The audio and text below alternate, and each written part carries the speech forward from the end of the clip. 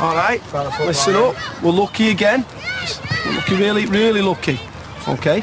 It's David Beckham's come to see us and he's giving you a chance to ask him a few questions. All right? No silly ones. No daft ones. All right? Okay, so who's got a question for David?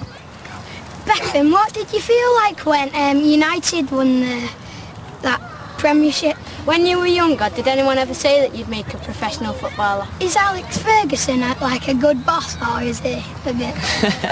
When you were playing Argentina in the World Cup, do you think you should have got sent off? Was you amazed when you scored from the halfway line? Why can't you take free kicks with your left foot? If you didn't play for United, what other club would you want to play for? How old were you when you first started being a footballer? What was it like scoring from the halfway line? How many goals have you scored? Do you know who won the Euro 2000? How much money do you get for being a footballer?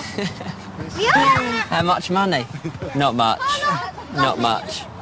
It's hard My dad work. says that you get £100. That's what I get. £100. Not as much as your pocket money, Lauren. I will. Cheers, mate.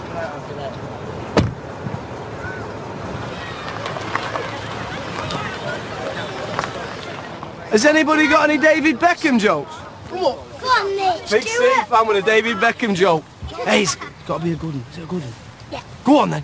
When David Beckham went to the hairdressers... I walk in the shop, say hello to Tyler, we've still got my Walkman on, and sit down in a chair, still got these big earphones on.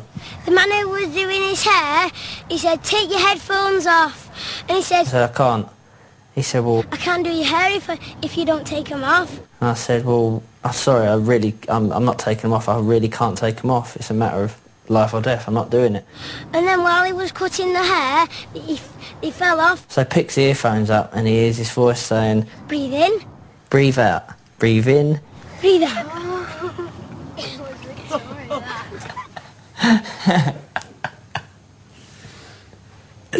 I like that one.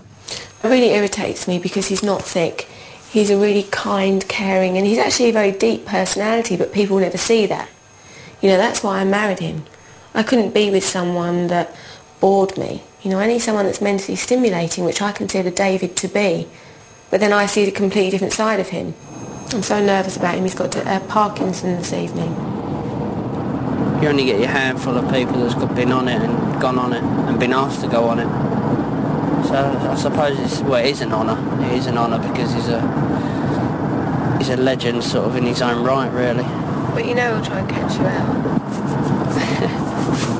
Yeah, but everyone tries to catch me out. I mean, most of the time I get caught out. No, you don't. Tori's afraid that he might trick you with some complicated question. No, you know what? He'll probably throw in a couple of long words that I won't even understand. Which under pressure? Which not even under pressure. I'll just have to combine the little words that he says before that and then just Don't make say something that, up. because you make yourself sound stupid and you're really not. I am stupid. Everyone You're thinks not I'm stupid. No, that doesn't mean that you are stupid. They're all ugly. So am I. So what happened in early teenage years when your mates are going off getting, drunk on a Saturday night and whatever? What did you used to do?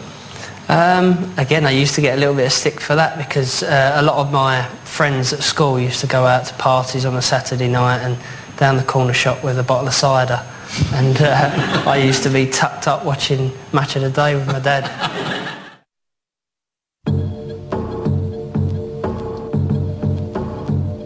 This looks as if it's going to be a good shoot, so I'm looking forward to this one actually. I like coming to these sort of things because you can order in pizzas and McDonald's and someone goes and gets it for you.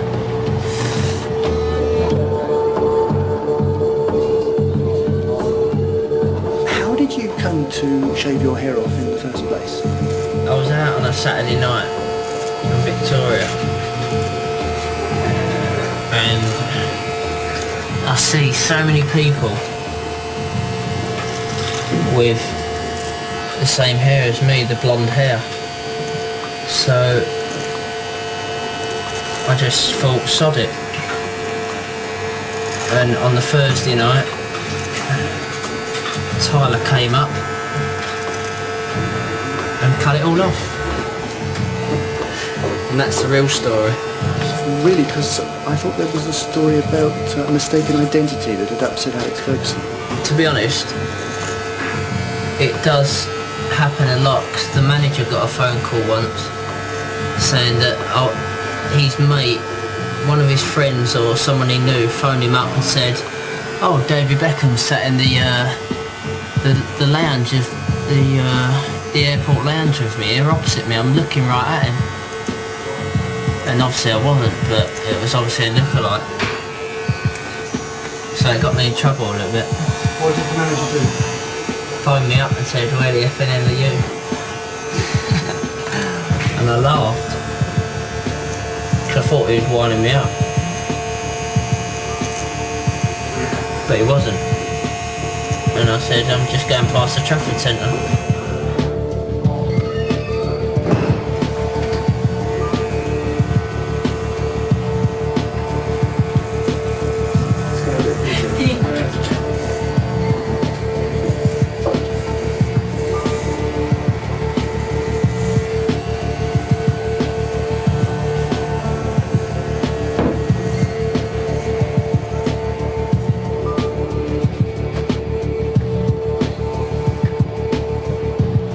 Sell this hair if you want it.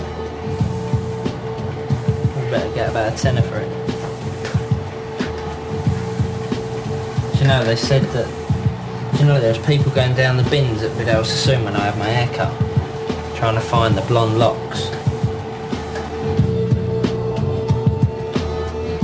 We really just had this idea to do 2 shoots, 2 covers, 2 interviews, one that's purely about the sportsman and one that's purely about the man.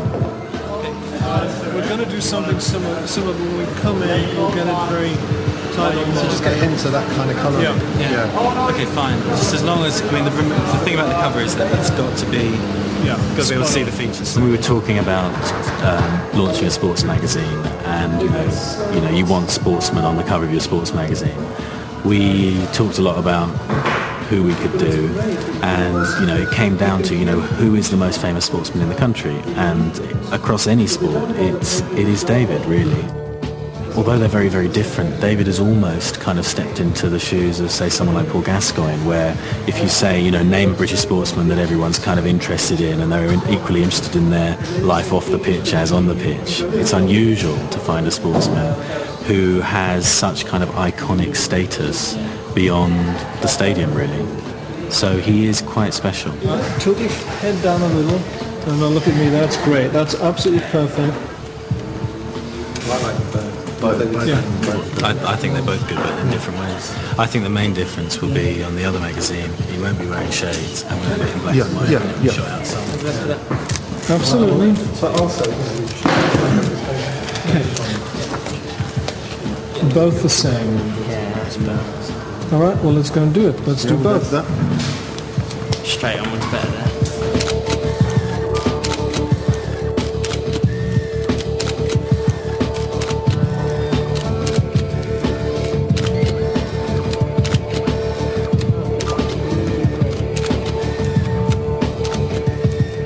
It might be good to do one with the sunglasses and one without, so it's like tough and toughness. Let's.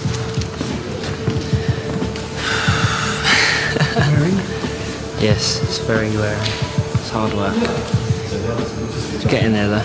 Not long left.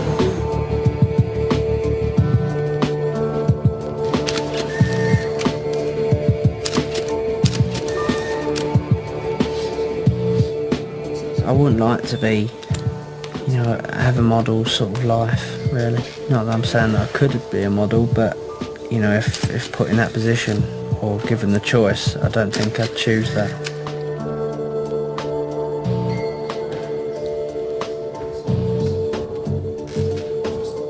He likes his clothes.